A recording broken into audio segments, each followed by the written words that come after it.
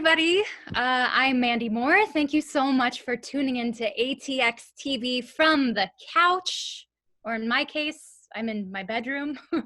I am so excited to be joining you all for a deep dive into the original music of This Is Us, and specifically the song Memorized. It's the original song from season 4, which was recently Emmy-nominated for Outstanding Original Music and Lyrics.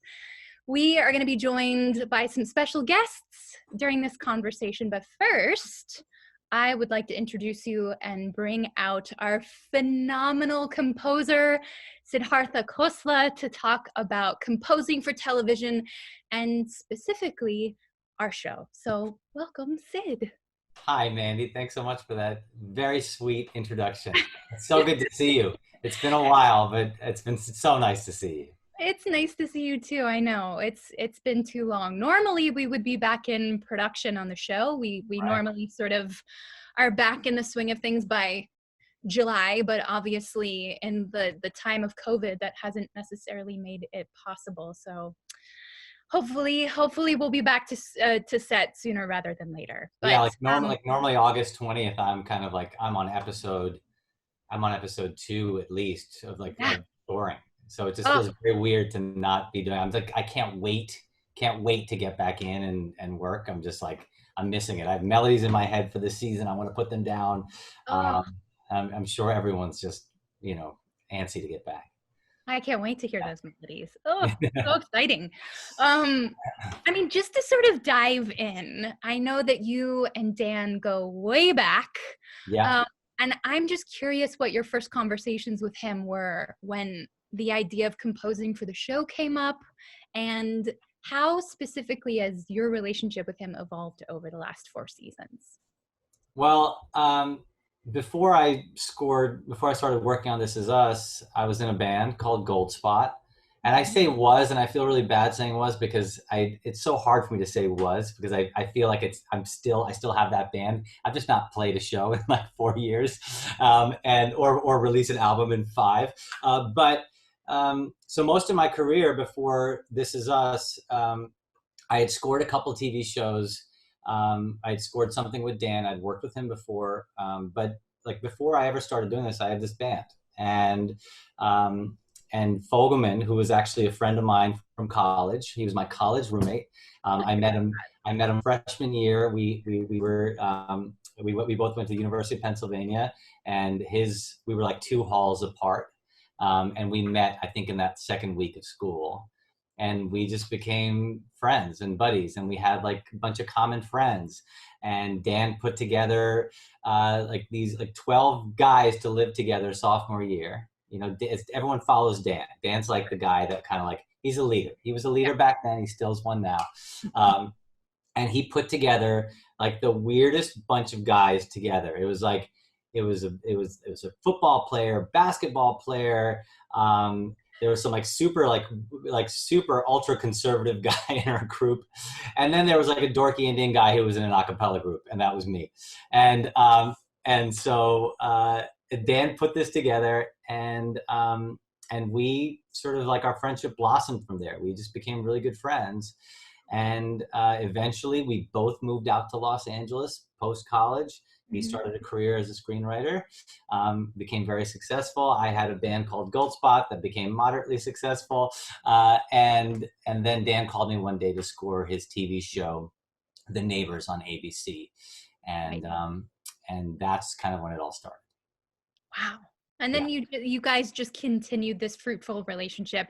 When did you learn about This Is Us? When did he bring you into the process of the show? Was it a pilot? Had it been picked up? Had he just written the script? I'm curious how that started. So I had known all about this like new untitled Dan Fogelman show because I would read about it in the trades. And I was like, in the back of my mind, I was like, I wonder if he's going to call me to work on it or not. I was like, I always kind of like with Dan, I always sort of like, he knows who's right for what project, and he knows. Yep. And so I was just like, I wonder if I'm going to work on that or not. But I was also at this time where I didn't know like really where my career was headed, and I didn't know if I was going to go back to making another record or what. So Dan called me after you guys started filming the pilot, and he's like, we're editing the pilot episode right now. I'm gonna, send you the script. Can you just write me something off the script? And I was like, yeah, no problem. And so I read the script and I wrote this like 6-minute piece of score, and I sent it to Dan. And I sent it to John Requa and Glenn Ficarra, who directed the pilot. And I knew Dan was like, this is a very important show for me. And he's like, there's going to be other people like who are contending for the music here. So just like, don't think like, this is not your gig right now. So I was like, yeah, I got it. And so I wrote this piece of music, and all three of them were like, that's our show. That's the sound.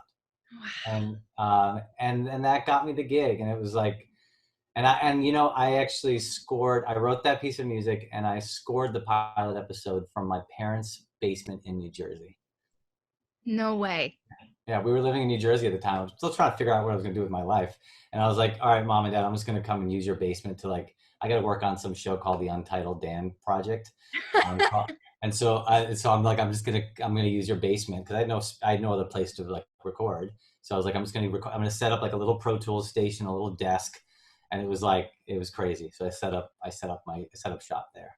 I had no idea. So the course of the show changed the course of your life as well, as it changed all of our lives. That's so crazy. And it brought you out to Los Angeles. Yeah. Fascinating. Nuts. But yeah, it's like, I remember one funny anecdote I can share with you. Is I was always like, we'd have calls with producers and like Dan, whoever else on the show, like there would be like FaceTime calls or whatever. And I would go up, I would tell my parents, I was like, just don't come downstairs when I'm recording. And I went up one day and I was like, don't come downstairs because I have like an important meeting going on. And it was like with producers, with like everybody. And I'm on this Zoom call, it was not Zoom at the time, it was FaceTime. I was on this call, and all of a sudden, in the middle of the call, all of a sudden I see my dad walk into frame with his wife beater on, and he taps on my shoulder, and I look up at him and I was mortified because I was like, I didn't tell anybody that I was working in the basement of my parents' home. It was so embarrassing. It was like so not pro, So I quickly, I immediately paused the video, and all of a sudden everyone's like, I think we lost Sid. I don't know where Sid is. And I'm like, Dad, what's up? And he's like, oh, I just wanted to know what you wanted for dinner. And I was like, just chicken makhani is fine, like the Indian chicken. And he's like, all right. And then I got back on the call. So that was what my life was like. And that was scoring the pilot. My parents saw the pilot before anybody else. Wow. It keeps you humble. Yeah. I love those stories. So this series really spans so many decades, obviously. Yeah. How do you sort of create the overall theme for the show, knowing that it has to sound relevant in one decade and, kind of feel current for other decades? Because many times, the score is obviously going to play across like a montage that's taking place at various times for this family. Yeah, it's a great question. And I think I realized reading that pilot episode that the score had to be timeless. Like it had to have no timestamp, because we knew that we were jumping around in time. If I sort of created like a 70s sounding score and then we jumped to the 90s, and then all of a sudden there's something more 90s sounding, it would have lacked sort of cohesion. And so I really tried to find something that was timeless. And that meant like using my voice. It meant using my acoustic guitar. It meant using like this wooden table to record the score on. In fact, you see that table back there? Yeah. That wooden table has no other purpose besides being the This Is Us percussion table. Because I used that season 1, my computer and all my software was on that desk. And I was watching along one day, and I just started tapping, and I'm like, oh, that's the percussion. And so as we got into season 2 and 3 and I upgraded my gear, I had to keep that table. So it takes up so much important, valuable real estate in here, but I use that so I had that table is the This Is Us percussion table. So the idea is like, nothing ever feels like it was, you can't listen to the score and you're like, oh, that's 19 whatever or 2000 whatever. You can't, it has no timestamp. Sure. Were you aware of sort of the breadth of the show when you signed on and did the pilot? Because I wasn't. I don't know if Dan gave you more of a clue than those of us as actors. I just remember during the filming of the pilot, it's quite an extensive cast, and pilots tend to be a little longer than like normal episodes. So I remember it was like 2 or 3 weeks, and I was the first 2 days of shooting, and then I was done. And I remember Dan was on set maybe the last day, that second day, and he was excitedly telling Milo and I think like if we get picked up, the show's gonna go here and there. And I was like, no, I don't want to hear, because I don't want to like marry myself to something that may not come to fruition. So I remember it wasn't until like 3 weeks before we got picked up, and 3 weeks before we started shooting the first season, that second episode, I got that email that was like, so we think we want you to try and be the 65-year-old version of the character. I just had no clue that the show was. You found out about playing older Rebecca into season. I did not know that. 3 weeks before we started shooting that was the first episode or second episode, I guess, of season 1. Gosh. So it wasn't until we got that script that I was like, oh, we've jumped 8 years. The kids are 8 years old now. We're not like, it's not linear. We're telling this story sort of out of time. Were you aware that that was how the show was going to sort of unfold as well? Well, I knew that there was going to be like, I started getting a feeling from just talking to Dan over the years, like before the show, and just seeing the way he thinks about things, is that he kind of, this show is about this like larger connectivity of life, right? It's this idea that you could have like your great grandmother could have made a decision that was, seemingly small or benign, but ended up having a huge impact on her children, and then eventually you, and then that has an impact moving forward. So I think Dan, and I know he thinks that way. He loves those types of stories. He likes those stories about decisions and the consequences of decisions. Because I know personally, those are things that have contributed to his life story for positive and for negative. He's experienced tragedy and joy, and a lot of that has come from these little decisions, right? So I had when I read that pilot, I was like, this is where he's going. This is like Cain and Abel-ish kind of like interesting. I mean, I think that would be my read of it, but his approach, and that's his unique voice, mm-hmm. and you particularly, to answer something you said before about the sound of the show and the score evolved. You were a big part of why the score evolved for me, and I'll tell you why. So there were 2 events. One was seeing Jack's funeral in season 1. Mm-hmm. And that made me come up with the the Jack melody. And the other was the whole sort of piano palette of the show, which I just was like, I didn't think it was going to go in that space. And that was all you. It was just like, it was your performance as sort of like, especially this past season, it was your dementia, your work dealing with dementia. And the piano played a big role there. But it was in that, I think it was season 2 or 3, right? You refresh my memory, but it's when you have that heroic moment after Jack has died, and you go into that, you go to get that car.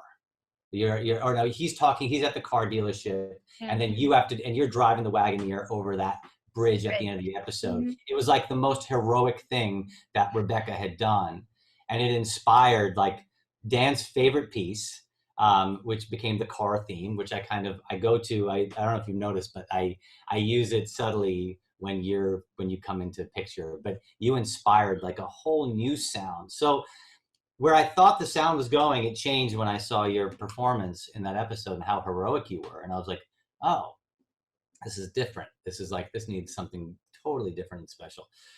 So the sound evolves over time from just watching performances, you especially. That is incredible. I'm so honored. As I've told you, I mean, your score what it does for our show, it elevates it to a level, it makes it drives the emotion. I mean, it's one of the biggest reasons I think that people connect to our show. It's like you just hear the beginnings of that acoustic guitar or a little bit of that percussion or just like the faint hint of your voice, and you're immediately sucked into what we're trying to convey as actors. Oh. So I'm honored to play a tiny role and helping. I tend to disagree because I think it's the other way around. And I'm not just saying this to say it, but like, it's another, and an interesting thing about the behind the scenes stuff is like, I'm battling with Dan sometimes about taking out music. I'm just like, I see a scene and I'm like, why are we scoring the scene? I was like, I was like, look at how good this is, like right now, like without me even touching it. It's like, it's already magic. And he's like, yeah, but I know if you get in there, it's gonna, and I'm like, no, it's so good right now. We don't have to touch it. And so much of this is like, that's an interesting balance too in the show of like when we use the music, right? Like, and we've now, I think, evolved after 4 seasons and come to a point where, I mean, if you've noticed, there are some episodes where we are totally dry. You know, there are some episodes that have had not a single note of music. It was episode 15 last year. I forgot what it was. It was the waiting room episode, right? Waiting room episode. Yeah. And that was like, that felt, it was so dark, but in the coolest possible way, that episode. And I think part of it is because there was no music. And it was like, we, you know, and so it's interesting what music can do in a show like this, because the show is, there's beautiful monologues and the performances are so strong from all you guys and the writing is so strong. You kind of have to play that balance. So I appreciate you saying that, because I'm always trying to like do as little as possible, but just do enough. Oh, it's like maximum impact though. I swear, it's like I'll just hear the first notes of something and I'm immediately like, boom, like tears rolling down my face. So mission accomplished. But to kind of speak more to what you were just talking about, I mean, we've talked about this and people are well aware the cast is gigantic. How did you go writing different themes for different characters and different episodes and different seasons, especially like maybe towards the beginning of the show when we didn't really know a ton about each character? Like how do you differentiate between who these people are? And because there are such distinct themes, you mentioned Jack's theme, it's like you hear that immediately and I'm taken to particular episodes. Right. I mean, early on, I was trying to figure out the show as much as anybody was, you know, and I kind of, I remember that those first couple episodes, I had like a Toby and Kate. I had something called Katobi at one point. It was like some romantic theme for the two of them. There was a separate sort of sound for Jack and Rebecca. That was like the super romantic, more Nick Drakey sort of inspired sound. The Katobi themes were more like Joni Mitchell-esque in terms of like where I was drawing my influence. You know, kind of sweet and timeless acoustic stuff. But as I started seeing what the show was really about, I started going into a more thematic space. So each episode started having its own theme. And if you notice now when you're watching the show, like you'll hear like the same melody or theme kind of like 15, 16 times in the same episode. Taylor Goldsmith, your husband, and I wrote a song for you last season called Invisible Ink. And if you look at that episode where that song we wrote that was sort of Rebecca's demo tape song when she was in search of her record deal. If you listen to the score in that episode, the score is da da da da da da da na na na na na. It's in the score, and that kind of was like even before you ever heard the song in the episode. So it's like we weaved it throughout the episode, and it kind of made it feel like a little film. And so that's where it's evolved to now, where I'm not writing individual themes for individuals as much. There's obviously some Rebecca themes that we go back to a bunch, but I try to now have a singular theme that I can kind of weave in and out of the same episode. That makes sense. That makes sense. So now that you're 4 seasons into composing the show, I'm curious what your process is for composing each episode. I know it's incredibly stressful as deadlines get tighter. I mean, I know for the writers and for us as actors, like as the season progresses, you know, we have a nice lead in, starting in July and not airing until September. But then once those episodes start airing, it catches up really quick to production. So what is the sequence of events from, do you get a script and then you start thinking about like what the demands are for this particular episode? Like walk us through what the sequence of events is. Well, I get the scripts pretty early, but as the season starts, I lose time. I just don't have much time to kind of read every script because I'm getting scripts then constantly. So the beauty of sort of the way we work on the show is that I have a really, really tight relationship with our editors. We have incredible editors on the show, and I think they're some of the unsung heroes of this whole process. I mean, what they have to do in the time they have to do it in, they have to tell these very complex stories, but in a way that's sort of like palatable and you can understand it. They're complex in terms of how much we're jumping back and forth in time, and so I have a really good shorthand with Howard, with Julia, with Lyson, and it's so great because Howard will call me and be like, hey, I'll give you a perfect example. At the Met, the New York episode from season 4. Howard called me and he's like, there's going to be this sequence of where little Rebecca is at the Met and she's looking at this, and you think she's looking at a painting, but she's at the Met looking at something. And he's like, that's going to be like the central theme of this episode. And he's like, I can't send you the episode yet because I'm so far away from done, but here you go. And he'll like turn his camera, his phone camera, to his Avid, and he'll like, I'll see something grainy, and I'll be like, oh, I think I kind of got it, and I'll start writing, and that's where I came up with the At the Met theme for that episode, and so I work really early with the editors. We have just a really good shorthand, and that helps because Fogelman also, when Dan comes in to do his producer's cut, you know, so like there's an editor's cut, director's cut, producer's cut, where everyone kind of chimes in and fine tunes it to where it ends up becoming. Dan wants the music kind of already realized by the time he gets in there, which is an unusual way to work. Some producers are like, no, I don't want the composer to come in until we've locked the episode and every scene is totally in, and we're going to fill it with some temporary music, like temp music is what it's called. Sure. And you're going to replace that temp music. Like that happens sometimes. It's my least favorite way of working when people do that, because part of the joy of this is like creating early on, and it can inform decisions that the editors are making too. So like your car theme piece, for example, I had written that piece while Julia was editing that episode. She was like, oh, you got really heroic here. That's when Rebecca's going to go across the bridge. I get it. That's how we're going to do this. And so that's why the music and the picture sort of like, they work so seamlessly together because we're creating them at the same time. If that makes any sense. Yeah, no, that makes total sense. That's so fascinating. I never really thought about that sort of marriage, if you will, before. And the fact that like, because we are sort of a well-oiled machine at this point, and you have such a close relationship with all of the editors, that you're able to sort of get in there. I mean, it feels mutually beneficial for both parties, which is amazing. And plus, Dan gets attached like the first thing he hears, so I have to. Of course he does. Of course, I have to get it so early because I'm like, oh God, he's gonna love this. It's the wrong piece. I got to get in there quickly. We know him well. Yes. That's up to Dan. What do you love most about your job? What do you love most about composing? I love that I can do what I love to do.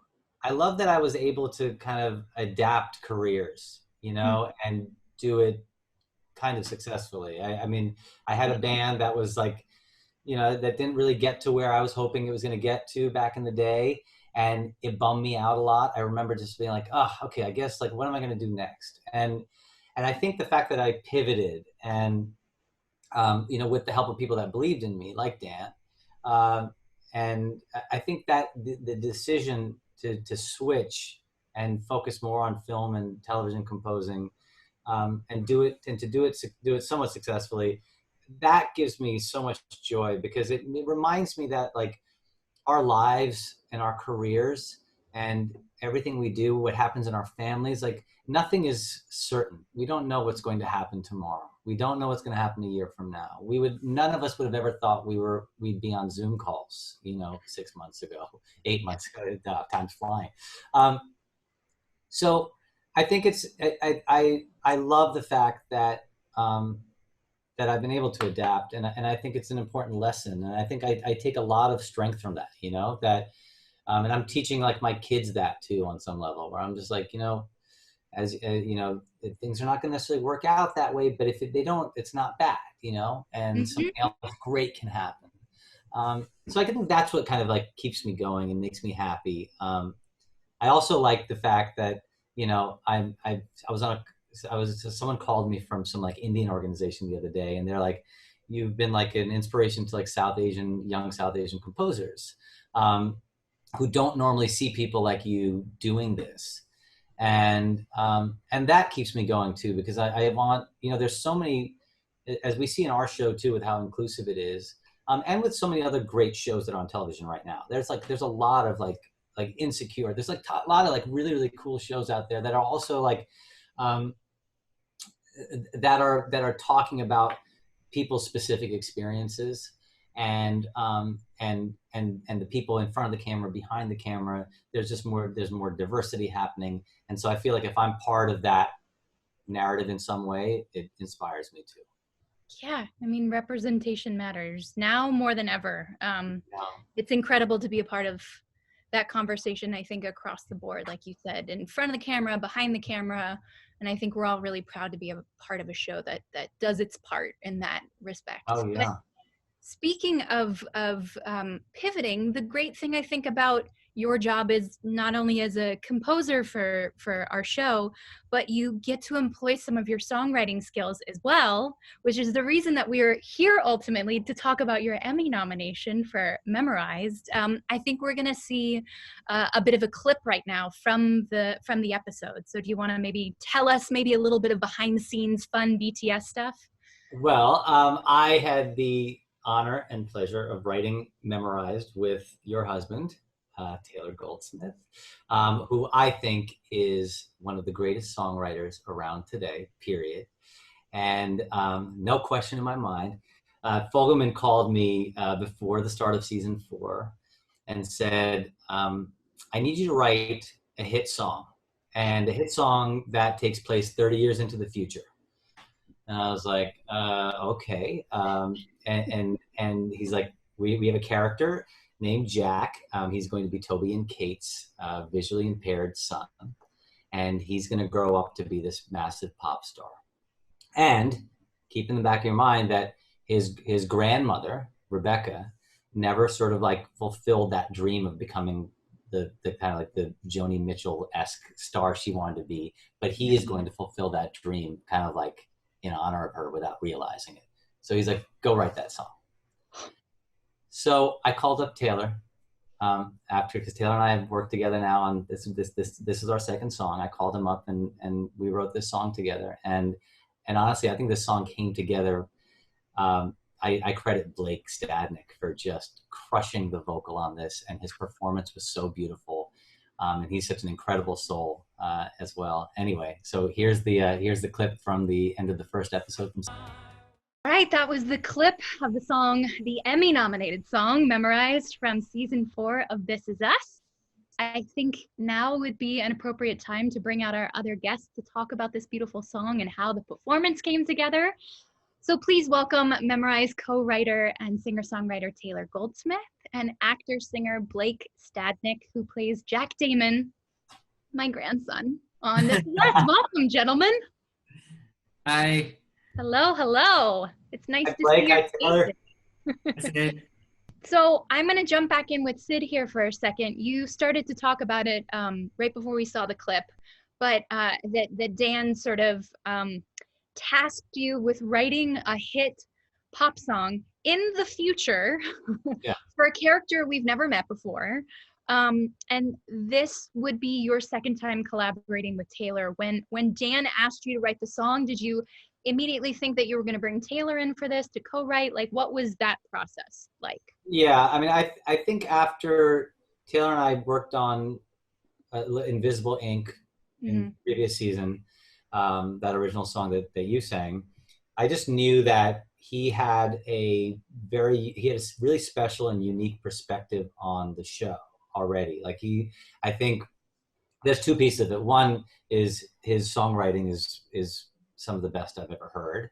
And secondly, he has just a unique perspective. You know, it just being kind of like, he gets to be around you and also understand how your character develops, and has like a totally different understanding of Rebecca than any of us do.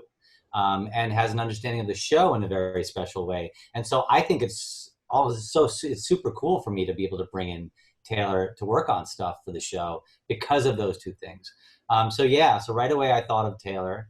I kind of I had like a little melodic sort of idea. It was just very rough sort of sketch of something. And I showed it to him and he was like, yeah, this is cool. And let's do this. And Taylor, why don't you continue from there? But that's kind of my thinking. I mean, yeah. No, I mean, that the first time you asked me on Invisible Ink, like you said, it was so meaningful for me because to play, you know, I'm watching over the course of these years, watching Mandy develop this character, bring this character to life, like right in front of me, you know, like when Rebecca was going through some stuff, like so was Mandy. Like she would bring that home because like that's what an actor does. That's what an actor is, and would process these emotions in a very real way. And you know, even if we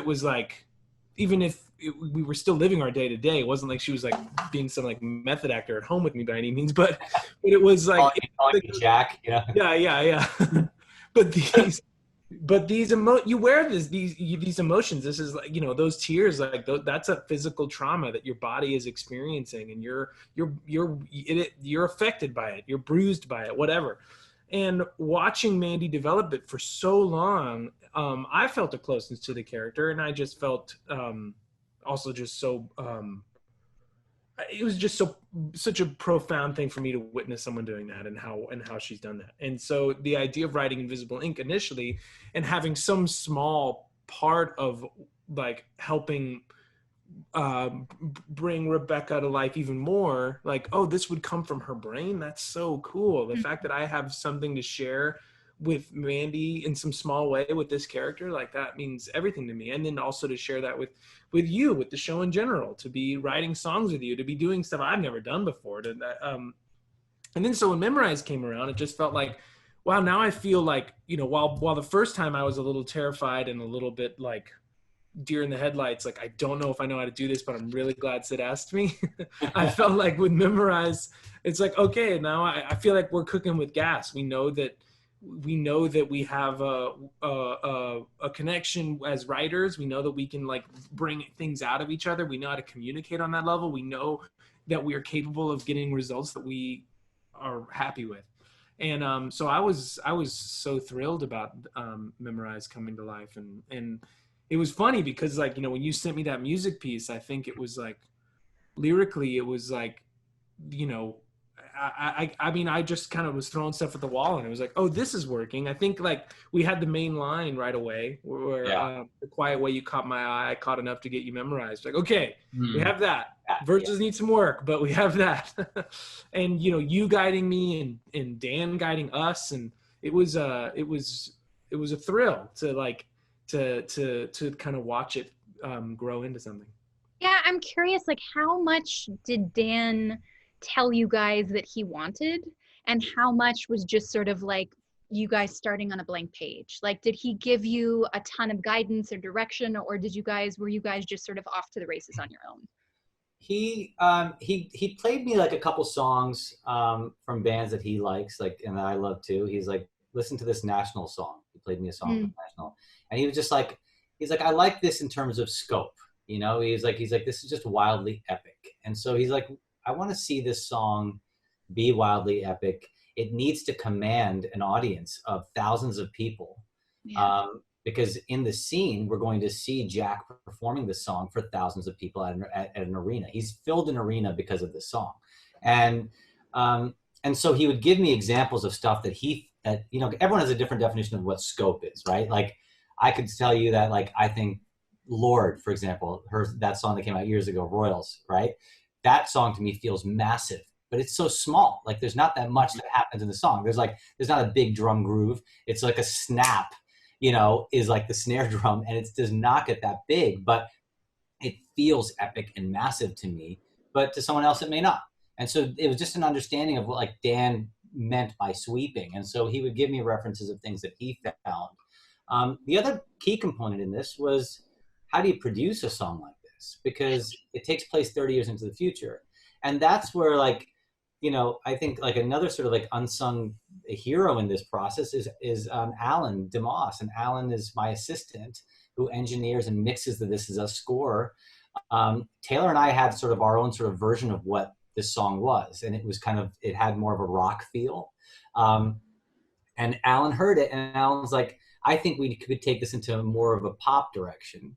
And he and then he and I sort of like worked together and sort of like just deconstructing sort of the instrumentation a little bit. Same melody, same lyrics, same theme, the same thing. But Alan played a big role in helping sort of produce it. And he's a pop producer himself. And he made a good point at one point. He's like, I think music is cyclical, and music 30 years from now is probably going to sound like music today. So let's listen to some pop music today and maybe bring in some of that inspiration into what we're doing. And I think that you know, sorry to jump in, but you had a really good instincts on that, Sid, because I think like initially I felt like, whoa, like we have to write a song that is popular in 30 years from now. Like, how do we do that? Should we come up with new freaky sounds and like vocoders and auto-tuning things? And you were like, the one thing that is always true, no matter what era it's in, is that if it's a good song, you like it. And so you that was our North Star. You set that early. It was like, let's not even play that game. Let's not even try to play this guessing game of what the future sounds like. Let's just write a great song as best as we can. And then all those other questions won't even be asked. Right. Yeah. I mean, because there really is a timeless aspect to the song and Blake's performance, like all of it, which is, like you said, a good song is a good song is a good song 30 years ago or 30 years in the future. Yeah. How much did you both know about Blake's character and the scene and the montage, and how the song was going to sort of evolve and play over this montage of time, and this like startling surprise for the audience? Did you guys know that? And then also, when did you meet Blake in the process of writing the song? I think when Dan kind of tasks us with this type of stuff, I like to know as little as possible about how he's envisioning it playing in terms of what's going to be in the montage. Sure. Because I think the second, this song, so what we end up seeing in this song is that we see Blake performing this in front of thousands of people, and then we're going around the whole world of This Is Us and cutting to all these new changes and these new people and these new lives that are being introduced to us. I think if I had known that, or if Taylor and I had known that, it might have kind of tainted sort of like the way we approach the song. And it also, by not knowing, it sort of prevented us from ever being too on the nose. So, like there's a scene, I think, there's some slow motion footage of you Mandy, holding little Jack. Yeah. So if we'd seen that and Taylor and I saw that, who knows what that would have informed. And it might have sort of, like you said, as to Taylor's point, the goal was write a good song first. Yeah. And then let the editors and Dan, et cetera, figure out what lyric is going to hit what sort of scene. Huh. Was there a difference for the two of you in writing a song for an established character like last season with Invisible Ink versus a new one? Was that something you guys had to keep in mind, I guess, during the writing process? And for me, and tell me if you agree with this, Sid, but for me, I like this fact, but I disagree. Like, I found that it was maybe a little harder, and I'm happy about that. It was maybe a bigger challenge than Invisible Ink. I think Invisible Ink, we just had so much of a human universe to draw from because we were so familiar with her experiences. And with Jack, we were sort of just like throwing stuff at the wall and projecting, like, is this Jack? I mean, we're not the ones that are going to answer that question. It's really Dan's the one that knows Jack. and then sure enough, like we were able to get there. But I do feel like there was a bit of an added challenge, honestly. Was there a lot of notes and feedback from Dan and the writers along the way of like how the song Well, it was funny because like when Sid and I first talked about it, we're like, well, like if someone's like playing to, I don't know, in our heads, I think initially it was like sports arenas. So we're like, okay, like doing the math, like if there's gonna be like 10,000, 15,000 people, what kind of music do they make? They don't make singer-songwriter music necessarily. And we just had certain ideas in our head of like what kind of artist this was. And they, I think like they were kind of like, no, I think it's okay to have it be more, you know, national and, you know, almost like Star is Born, not that, but like letting it be more of a singer-songwriter instead of like, because my initial thoughts as a guy in a band just being an idiot, I'm like, well, it's got to sound something like Maroon 5 if it's going to be at the Staples. Yeah. You know, it's funny you said that though, because Dan did give an example from he showed me some clip of what's his name from Maroon 5? Adam Levine? I'm a complete idiot. Adam Levine, of course. Showed me a clip of something that Adam Levine he was in some film or something where he was singing on stage, and it was like, and he's like, you see how this song is growing and the crowd's growing, and I was like, okay, so so it's funny you said that because that was also in the back of my mind. But in my mind, I was just imagining like, you know, I don't know, like a Brandon Flowers or something. Like I could just imagine having a huge solo record or what that would feel like. And, you know, so there was still some sort of like, it was kind of pop, but there was a little bit of like anthemic sort of rock, alt, whatever quality to it as well. And then Blake just charged in with his incredible performance and made it all his own, right?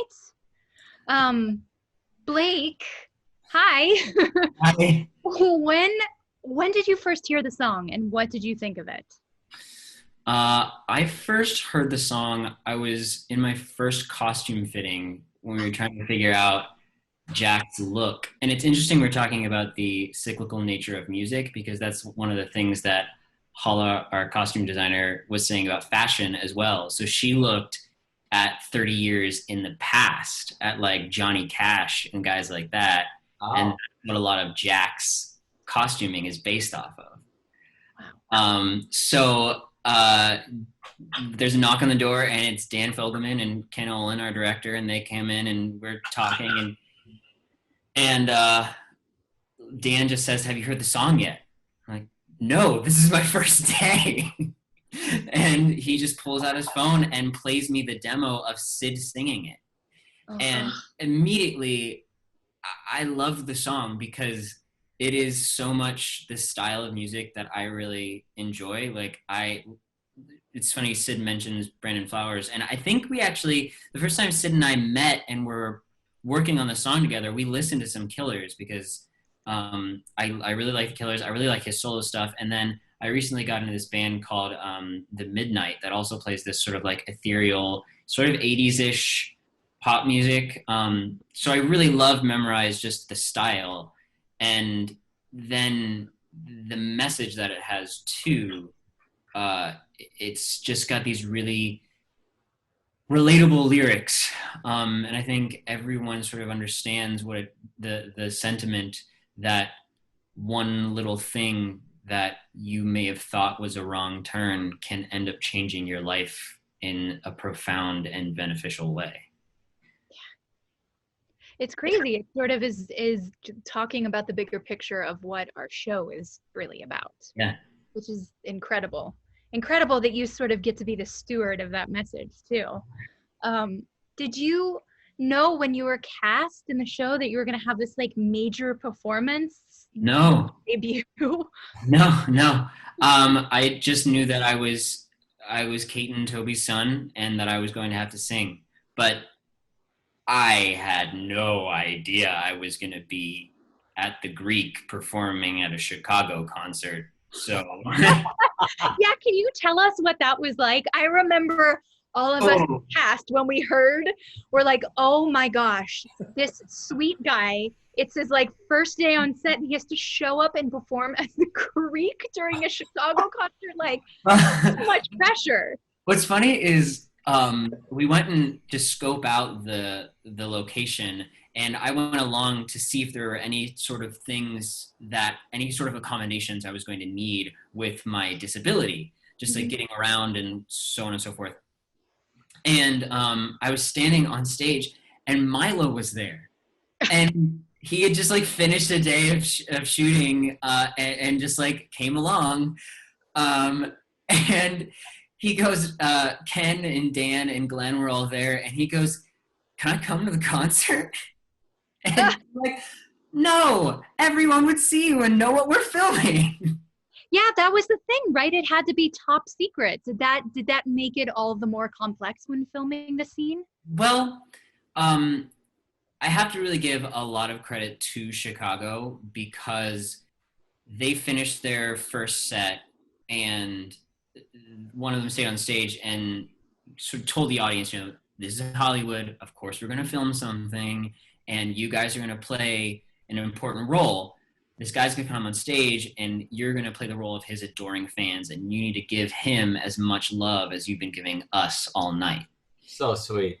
So that immediately put the audience on our side. And I walk out on stage, and this cacophonous noise just erupts and hits me in the side of my face. And it's that shot where the camera's behind my shoulder, and I'm walking out, and I stop at the microphone, and it swings back, and you get this awesome wide shot from behind me of the audience. Yeah. And Yasu is on our DP. Yasu is on the camera, and he swings back around, and he gets like this far away from my face.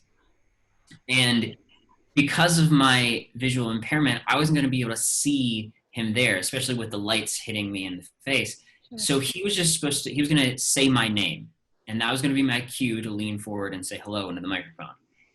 And he's yelling my name, and I cannot hear him over the audience. And he's a foot away from my face. So that immediately just kicked my adrenaline into overgear.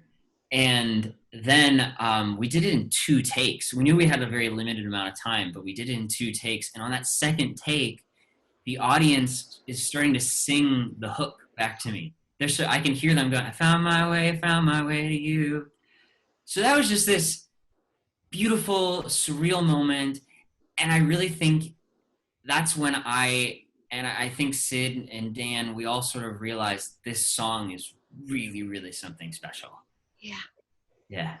That was such a magical moment for me too. And Taylor, I think you might have been on tour or something. I don't know where you were. Yeah, I was on tour. We were, so I didn't get to come to that. It's all the footage though. You were sending me, I mean, maybe I'm not supposed to say this, but you like did a little iPhone video for me to like. Yeah, I did. I sent you like basically. So we were at the back of the stage. In front of me was like the drummer was there, all of Chicago's there, and Blake's there, and then I can see the thousands of people at the show, and it had just started getting dark, and everyone had like their lighters out, and it was just such a beautiful image. And we were back here, I was behind the monitor, and I was next to Ken Olin and Fogelman, and Ken, the number of expletives that were said during he was so excited. It was just amazing. He's like, oh my God, this is amazing. And he was like literally losing his mind. And it was watching Ken was so exciting for me because he was so giddy about it. It was like, and it was really special. And when the crowd started singing along, oh man, goosebumps. When I got off stage, Ken was skipping around like a schoolboy. It was such a daunting task though. Like we had 10 minutes to film that. It was 10 minutes. Mm-hmm. Like we got their intermission. I mean, how thoughtful that band too. Like generous. How generous to let us do that. And just like another cool thing about that moment is that we were. I think Dan was planning on having extras be the band, and Chicago said, "No, we want to do it." So my band and backup singers is Chicago in that scene. No big deal. Yeah. Not a big deal, right? No. Really quickly, before we wrap this up, I'm so excited for all of you for your very well-deserved Emmy nomination. Where were you guys when you heard about the Emmy nomination? I know where Taylor was, but I'm curious. I'm curious about Blake and Sid, where you guys were and how excited you were when you heard the news. Well, I was in Vermont. I took my whole family to Vermont this summer for just to be closer to family. So we were back east for 8 weeks. We just got back, and we were on a playground in Vermont with my wife and her mom and my kids running around playing on the jungle gym, and I got a call, and they said, you and Taylor got nominated for an Emmy. And I couldn't believe it. I was just like, I was not expecting it. And then when we saw who we were nominated against, it was even like more humbling. I mean, the category is insanely, so many wonderful like people that I look up to. And so it was magic. It was so special. Really, really nice. Blake, where were you? I was here in California, and we were just waking up, and my girlfriend like bolts up and is like, Emmy noms are today. And she immediately grabs her phone and starts looking. I'm like, what? Huh? And then she's scrolling, like, it got nominated, and she starts shoving me, and I'm barely awake. And then I'm like, oh my God, it got nominated. Wow. Taylor, what was your story? I'll pretend we were sitting there together, and I mean, I just, based on conversations that I'd had with Sid, like I had just kind of put it out of mind. Like my understanding was like the best song category is often like, you know, John Oliver originals and SNL songs and stuff. And so I was like, oh, I guess like what we did isn't like, it doesn't normally enter into that. So I just kind of like, oh, I guess this isn't happening, and on with the day. And then, yeah, like you and I were sitting together, and then all of a sudden I got a bunch of texts at once.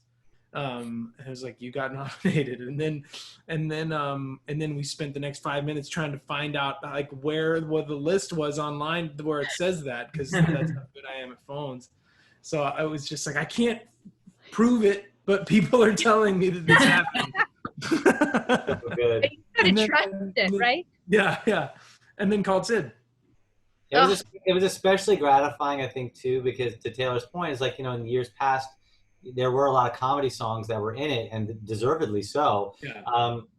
And sometimes like the dramatic songs like wouldn't get in. And so I was also like, I said we probably had like a 1% chance if I was putting a number on it. And then when I saw the list, you know, like this Pharrell's got a song in there, Trent Reznor's got a song in there. I was like, okay, this year something changed. And what changed is like, there's a wider voting body this year. Music supervisors are now voting on the Emmys. So like you had people like, there's a lot of like experts kind of weighing in, which made it feel even more special, to be honest. Like I was like, oh, this is really cool. Well, it's incredibly well-deserved all around, and it's a testament to how talented the three of you are, and what an incredible song that truly will stand the test of time and be such a huge part of our show, I think, moving forward, and for everybody looking back as well. So really quickly too, I know that the Emmys, because of the world we're living in nowadays, is going to look different. How are you guys planning on celebrating them? How's that going to work? I don't know. What do you think, Taylor? Sid and I were texting about earlier. We're going to wear tuxes. What else were we like? I'm just going to wear tux from here to here and just have like, you know, like boxer shorts on the bottom. That's what I was thinking. Formal on top, PJs on the bottom. Yeah. There you go. I love it. This has been such an incredible conversation. I'm so honored to get a little bit more background and be the shepherd of helping people understand what it takes to create a song like this, and Sid, all of your incredible work over the last 4 seasons. I think before we go, Taylor's going to perform a song followed by Sid. So, all right. Yeah, you gentlemen want to take it away? Try to make it quick. Who do you think you're talking to? Is it the man that was here before me? The one that wrecked your heart and walked? If it isn't, I'll let you talk. It's clear that's something you're still working through. But who do you think you're talking to? Where do you think you are right now? Is there a reason you're still digging up the past? 'Cause you haven't touched your drink, and you haven't stopped to think if that holds you back from anyone that cares for you. Well, who do you think you're talking to? What do you want me to say to this? Frankly, I think we would be remiss if we don't remind ourselves to share the painful memories too. So baby, tell me who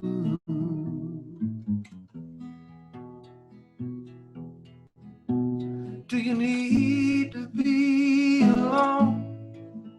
Can you find your own ride home? And is that still a house that you can't bear to leave? Does his coat hang in the hall? Are his pictures on the wall? And is there one of us you're trying to deceive? Oh, babe, the trains will all stop running soon, and I don't know how long it's been since you walked away. And after all I said so far, the tender of this bar says the only people left here, man, are me and you. So buddy, who do you think you are talking to? What do you want me to say to this? Frankly, I think we would be remiss if we don't remind ourselves to share the painful memories too.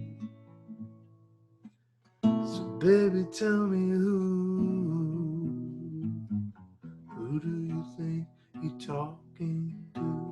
Oh, who do you think you're talking to? Who do you think you're talking to? Oh, who do you think you're talking to? Wow. Oh my gosh. So beautiful. I mean, just like you're lyrical. I mean, I don't even know what to say. It's so stunning, Taylor. Thank you. So Mandy, that's why I call him the Cobra. But these are great examples of what you both bring to the table as singer-songwriters that make it accessible and available for you to write these songs for Rebecca's character and, you know, for Jack's character. It's like, it's important. You guys know what it means to be singer-songwriters and to bring your own perspective to that. So can you please regale us with, this is a song, right, that played, that was in season 1, if I'm correct or no? It's season 1. When I was a kid, I lived in India. This is after my parents moved here. They sent me back to India, and my mom would send me cassette tapes from the U.S. to India. just telling me how much she loved me and missed me. And so this is for her. It's called The Evergreen Cassette.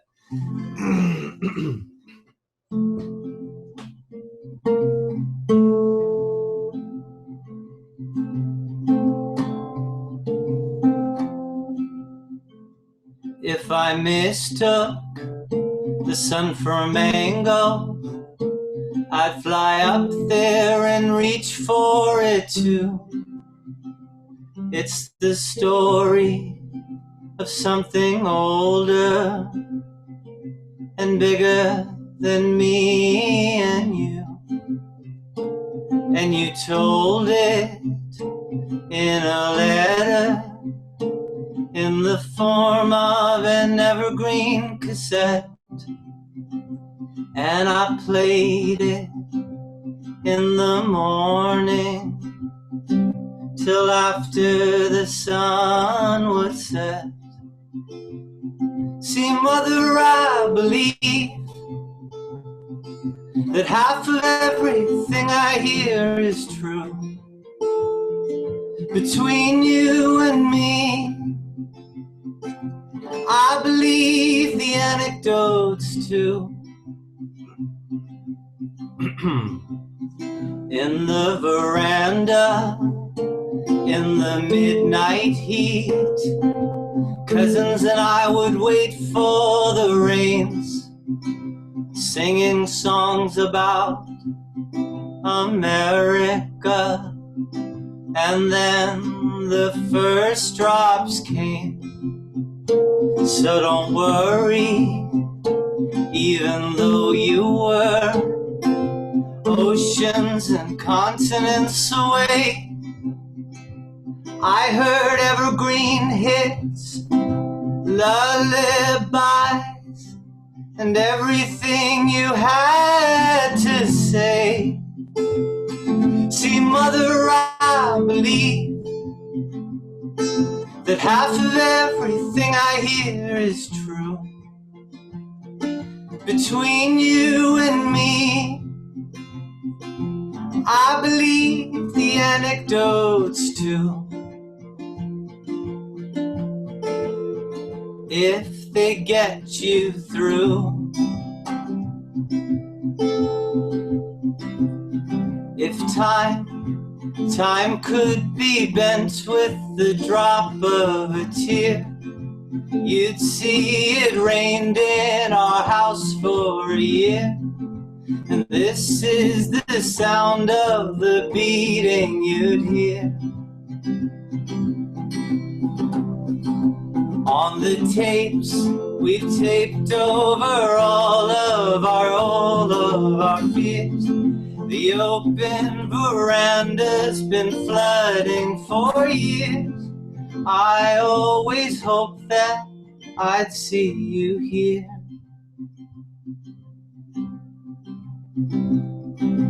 Ah, ah, ah, ah.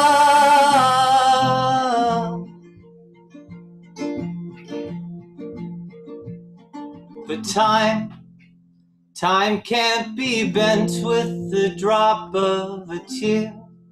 And though you say you missed out all of those years, your voice on the tapes always kept us near. See, Mother, I believe that half of everything I hear is true. Between you and me, I believe in everything you do. I love that song. I love that song. Thank you, guys. So good. Thank you. Thank you to the three of you for joining me, and to ATX TV for hosting this chat. Congratulations all around on this well-deserved nomination for the three of you. And here's hoping that season 5 calls for more music, so it brings this trio back together. Thank you guys so much. Thank you, Mandy. Thanks, Taylor. Thanks, Blake. Thanks, guys. Thanks, Thanks. guys.